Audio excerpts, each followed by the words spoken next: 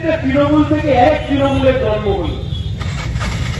সেই তৃণমূলে গিয়ে এখন বলিহাতি চলে পড়েছে, বলিহাতি গিয়ে সেখানে নাম লিখিয়েছে।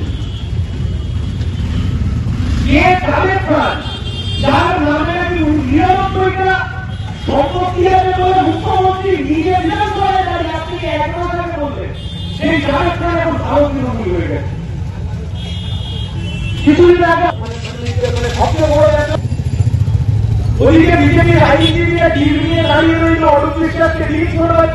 দাদা, আজকে বিভিন্ন দাবি নিয়ে এই যে বিক্ষোভ সভায় উপস্থিত হয়েছেন, কি বলবেন? অনেকগুলো দাবি, তার মধ্যে স্মার্ট মিটার বসাচ্ছে, জোর করে বসানোর চেষ্টা চলছে। গরিব মানুষ বা সাধারণ মধ্যবিত্ত নিম্ন মধ্যবিত্ত মানুষের বাড়িতে স্মার্ট মিটার বসালেও তো মারার সমান হয়ে যায়। যেভাবে হকার উচ্ছেদ হচ্ছে, হকার উচ্ছেদ যা হচ্ছে, গরিব সাধারণ মানুষ যাবে কোথায়, ব্যবসা কোথায় করবে?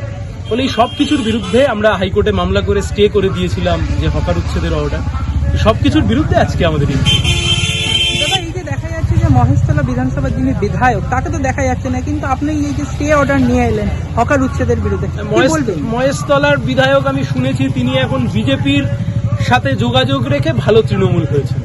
ফলে এটা ওনার ব্যক্তিগত বিষয়, উনি বলতে পারবেন, এখানে আমাদের কিছু বলার নেই। আমরা আগেও বলেছিলাম তৃণমূল হচ্ছে আসলে একটা রাজনীতির লড়াইতে বেল কাটার মতো। যেদিনও বেল কাটা থাকবে না, তৃণমূল বলে কিছু ছিল, সেটাও লোকে মনে রাখবে। আগামী দিনে কি এই হকারদের লড়াইয়ের পাশে আছেন? অবশ্যই, লাল ঝান্ডা সর্বোচ্চ এই লড়াইয়ের পাশে আছে। আমরা সবাই এই লড়াইয়ের পাশে আছি। না হলে গরিব, খেটে খাওয়া সাধারণ মানুষ, মধ্যবিত্ত, বেকার যুবক যুবতী কে থাকবে তাদের?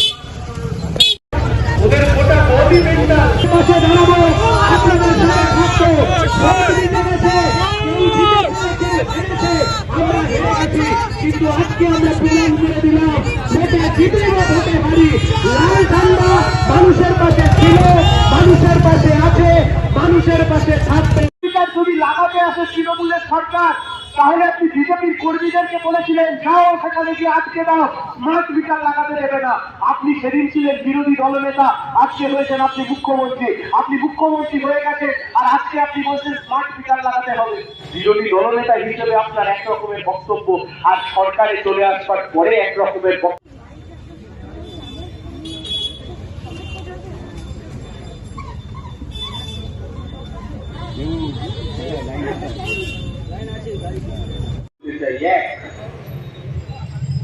একটা সরকার ক্ষমতায় এসে আজকে সবে মনে হয় 2 মাস হয়েছে। জেনারেলি কখনো নতুন সরকার যখন আসে, সেই সরকারকে কাজ করতে দেওয়ার জন্য একটা সময় দেওয়া হয়, যাকে আবার রাজনীতির ভাষাতে বলা হয় হানিমুন পিরিয়ড। বলতো কথার মাধ্যমে যদি আমরা দেখি, ভাবনার মাধ্যমে দেখি যে এই নতুন সরকার এখন তার হানিমুন পিরিয়ডের মধ্যে রয়েছে। যদিও বা এমন হানিমুন পশ্চিমকালে কেউ কোনোদিন দেখেনি যে বিধানসভায় শাসক আর বিরোধী দুজনে মিলেই হানিমুন পিরিয়ডে লড়র করছে। এর দৃশ্য দেখবারও সৌভাগ্য কোনোদিন আমাদের হয়নি।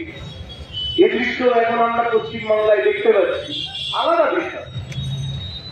কিন্তু এই সরকারে আসার 2 মাসের মধ্যে কেন লাল ঝান্ডাকে রাস্তায় নেমে আজকে এই মিটিং করতে হচ্ছে?